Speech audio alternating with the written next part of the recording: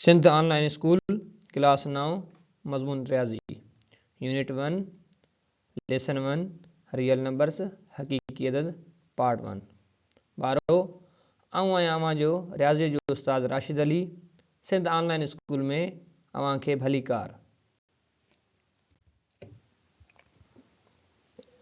अॼु खां असां 9th क्लास जी रियाज़ी जी शुरूआत करे रहिया आहियूं। पहिरें चैप्टर जो नालो आहे रियल एंड कॉम्प्लेक्स नंबर हकीकी ऐं मुंझियल अदद। बारो अॼु जो टॉपिक आहे रियल नंबर्स हकीकी अदद। पोयनि क्लासनि जे अंदरि अवां अददनि जे मुख़्तलिफ़ क़िस्मनि जे बारे में पढ़ी आया आहियो। तव्हां पंहिंजे ज़हन ते ज़ोर ॾियो, अवां कहिड़ा कहिड़ा अददनि जा सेट पढ़िया हुआ। अचो त अददनि जे सेटनि खे यादि करियो। ही कुदरती अददनि जो सेट आहे। ही मुकमल या पूरन अददनि जो सेट आहे। ही सजन अददनि जो सेट आहे। ही वाधू सजन अददनि जो सेट आहे। ही काटू सजन अददनि जो सेट आहे। ही नातिक अददनि जो सेट आहे। ही गैर नातिक अददनि जो सेट आहे।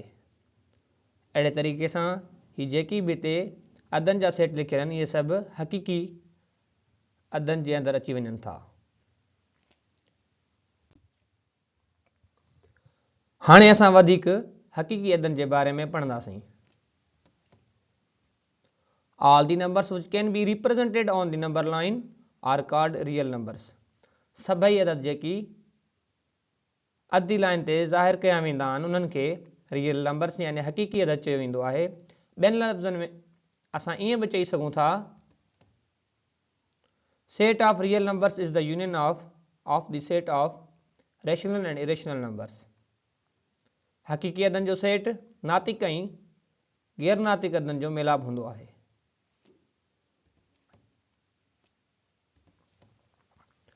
Mathematically, we represent a real numbers through the following equation.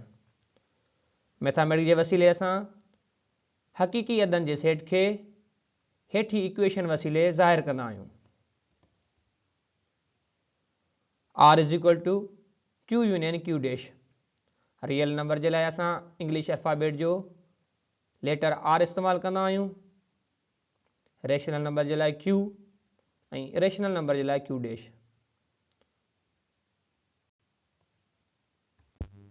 बारो हाणे असां रियल नंबर्स यानी हकीकी अददनि जी क्लासिफिकेशन खे ॾिसंदासीं।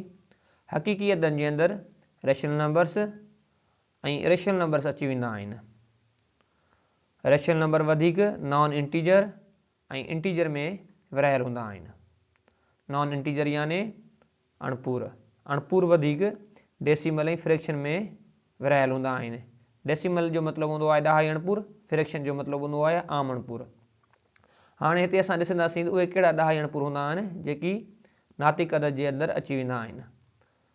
हाणे हिते टर्मिनेटिंग डेसिमल अची वेंदा आहिनि। टर्मिनेटिंग डेसिमल उहे हूंदा आहिनि जेके ॾहाई खां पोइ कुझु दर्जनि ते खुटी वेंदा आहिनि। मिसाल तौरु 0.345 0.25 0.5। हाणे ही उहे ॾहाई अणपूर आहिनि जेके ॾहाई खां पोइ कुझु दर्जनि ते खुटी विया आहिनि। हाणे जेको पहिरियों अदद आहे उहो ॾहाई खां पोइ 3 दर्जनि ते खुटी वियो आहे। जेको ॿियों अदद आहे उहो ॾहाई खां पोइ 2 दर्जनि ते खुटी वञे थो ऐं जेको टियों असां वटि अदद आहे उहो ॾहाई खां पोइ 1 दर्जे ते खुटी वियो आहे। ऐं असां इन्हनि खे आसानी सां P/Q जी सूरत में लिखी सघंदा आहियूं। तंहिंजे करे असां इन्हनि खे रेशनल नंबर्स यानी नातिक अदद चवंदा आहियूं। ॿिया असां वटि recurring and non terminating decimal हूंदा आहिनि जंहिंजो मतिलबु हूंदो आहे वर्जंदड़ ऐं न खुटंदड़ ॾहाई अणपूर। मिसाल तौरु 0.90 बार 0.6 बार 0.123 बार। हिते छा थींदो आहे जेको पहिरियों अदद आहे उन जे अंदरि 90 हर अचे पियो थो, इहो रिकरिंग आहे ऐं इहो जेको आहे खुटे नथो। ऐं ॿिए नंबर में जेको 0.6 जे मथां बार आहे इन जो मतिलबु इहो आहे जेको नंबर 6 आहे इहो बार साॻियो थो अचे ऐं इहो यको खुटे न पियो। ऐं आख़िरी नंबर में छा थियो आहे 1 ऐं 2 सिर्फ़ु हिकु दफ़ो आया आहिनि, उन खां पोइ जेको 3 नंबर आहे जंहिंजे मथां बार पई आहे उहो छा आहे, उहो यको साॻियो पियो थो अचे। अहिड़े तरीक़े सां उहे 10 अणपूर जेके 10 खां पोइ साॻिया अचनि पर उहे यको हलंदा हलनि, इन जो मतिलबु आहे उहे खुटनि न, असां उन्हनि खे पी अपान क्यू जी सूरत में लिखी सघंदा आहियूं। हाणे असां फ्रैक्शन याने आम अणपूर खे ॾिसंदासीं। आम अणपूर उहे अदद हूंदा आहिनि जंहिंखे असां भाङनि यानी पी अपान क्यू जी सूरत में लिखी सघंदा आहियूं। मिसाल तौरु 4/7, 36/8, 12/62।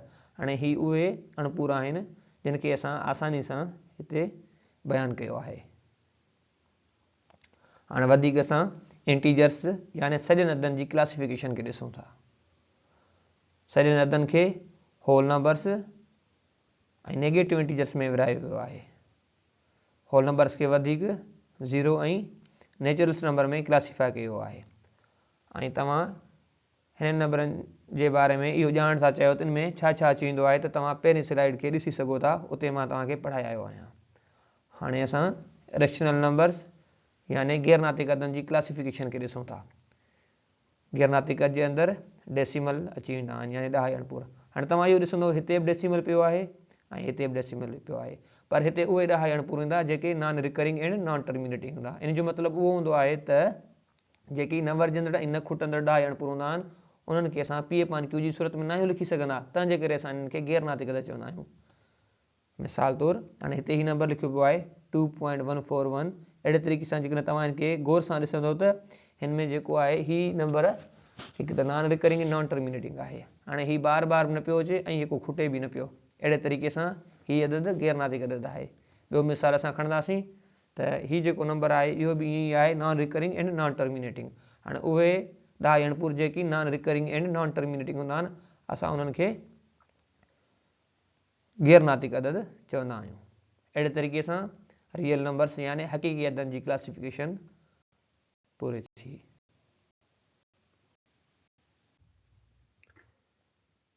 Rational numbers, नातिक अदद।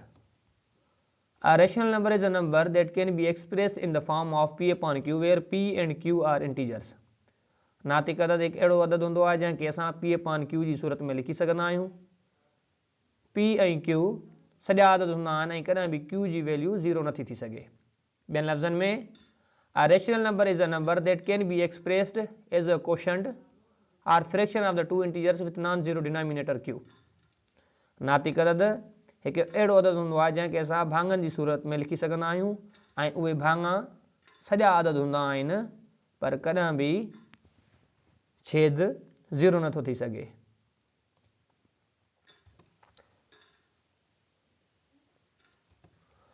Mathematically, rational numbers are denoted by following equations। Mathematics जे ज़रिए नातिक अदनि खे असां हेठि इक्वेशन जे वसीले ज़ाहिर कंदा आहियूं। असां नातिक अदनि जे लाइ अंग्रेज़ी अल्फ़ाबेट जो अखर q इस्तेमालु कंदा आहियूं। q is equal to x such that x is equal to p upon q, p comma q belongs to integers, q is not equal to 0। x हिकु अहिड़ो अदद हूंदो आहे जंहिंखे असां अंश ऐं छेद जी सूरत में लिखी सघंदा आहियूं यानी p अपॉन q। अंश ऐं छेद सॼनि अदनि सां तालुक़ु रखंदा आहिनि पर कॾहिं बि जेका आहे छेद जी वैल्यू 0 नथी थी सघे। ऐं असां रेशनल नंबर्स यानी नातिक अदनि जी क्लासिफिकेशन खे रियल नंबर जे अंदरि ॿुधाए आया आहियूं। तव्हां उतां उन जी क्लासिफिकेशन खे वरी ॾिसी सघो था। गैर नातिक अदद irrational numbers। A number with non-terminating, non-recurring decimal which cannot be written as fraction is called irrational number। हाणे अहिड़ो अदद जेको 10 खां पोइ न वरजंदड़ ऐं न खुटंदड़ हूंदो उनखे असां p अपॉन q जी सूरत में यानी भाङनि जी सूरत में नथा लिखी सघूं, उन खे गैर नातिक अदद चयो वेंदो आहे।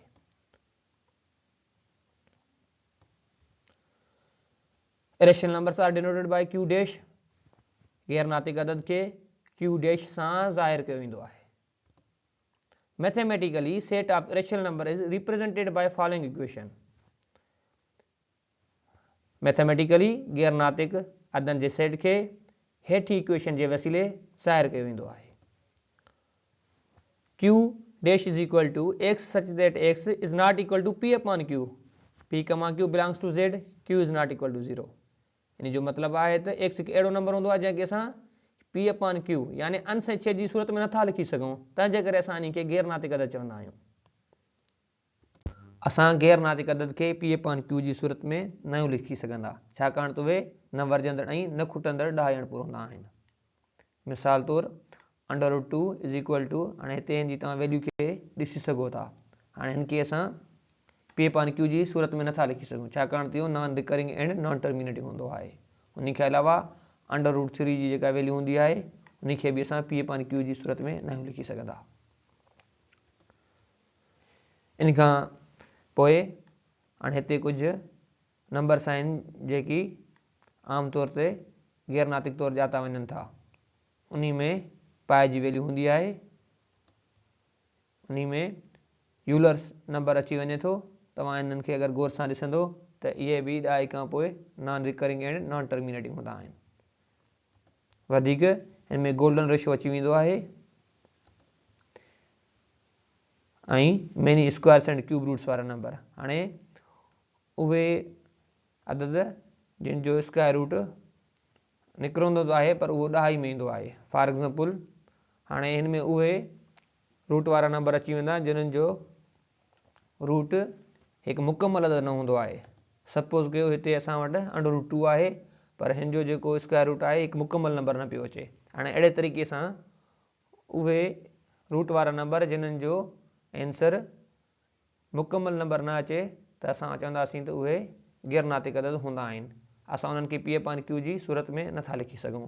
हाणे अहिड़ा वधीक ॿिया नंबर √3, हाणे हिन जी तव्हां वैल्यू खे ॾिसी सघो था। √8 तव्हां हिन जी वैल्यू खे ॾिसी सघो था ऐं 6 जो क्यूब रूट तव्हां जी वैल्यू खे ॾिसी सघो था। हाणे हिन सभिनी जो जेको बि आंसर अचे पियो उहो मुकमल नंबर न आहे, तंहिंजे करे असां चवंदा आहियूं त इहे गैर नातिक अदद आहिनि।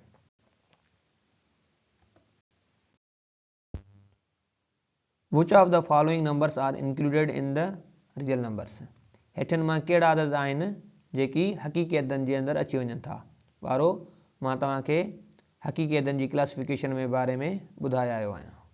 हाणे मां तव्हांखे इहो पुछंदुसि त हेठनि मां कहिड़ा अददनि जा सेट आहिनि जेकी हक़ीक़ी अददनि जे अंदरि अची वञनि था। नेचुरल नंबर्स यानी कुदरती अदद। वारो छा कुदरती अदद हक़ीक़ी अददनि जो हिसो आहिनि या न आहिनि? तव्हां पंहिंजे ज़हन ते ज़ोर ॾियो। जी हा, बिल्कुलु आहिनि। होल नंबर्स यानी मुकमल अदद।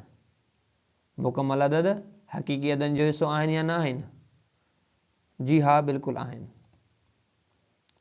वारो इंटीजर्स यानी सॼा अदद। छा तव्हांखे हक़ीक़ी अददनि जी क्लासिफिकेशन जे अंदरि किथे सॼा अदद नज़र आया? जी हा, बिल्कुलु नज़र आया। रेशनल नंबर्स यानी नातिक अदद। छा नातिक अदद हक़ीक़ी अददनि जो पार्ट आहिनि या न आहिनि? जी हा, बिल्कुलु आहिनि। इरेशनल नंबर्स यानी गैर नातिक अदद। गैर नातिक अदद हक़ीक़ी अददनि जो हिसो आहिनि या न आहिनि? जी हा, बिल्कुलु आहिनि। ॿारो कॉम्प्लेक्स नंबर्स यानी मुंझियल अदद हक़ीक़ी अददनि जो हिसो आहिनि या न आहिनि? हाणे तव्हां पंहिंजे ज़हन ते ज़ोर ॾियो ऐं मूंखे इहो ॿुधायो त छा मूं जेका बि तव्हांखे हक़ीक़ी अददनि जी क्लासिफिकेशन पढ़ाई उन में मुंझियल अदद मौजूदु हुआ? न, बिल्कुलु बि न। वारो अॼु जो सबक़ हिते पूरो थियो। वरी मिलंदासीं ॿिए सबक़ में। तेसीं ताईं अलाह भाई।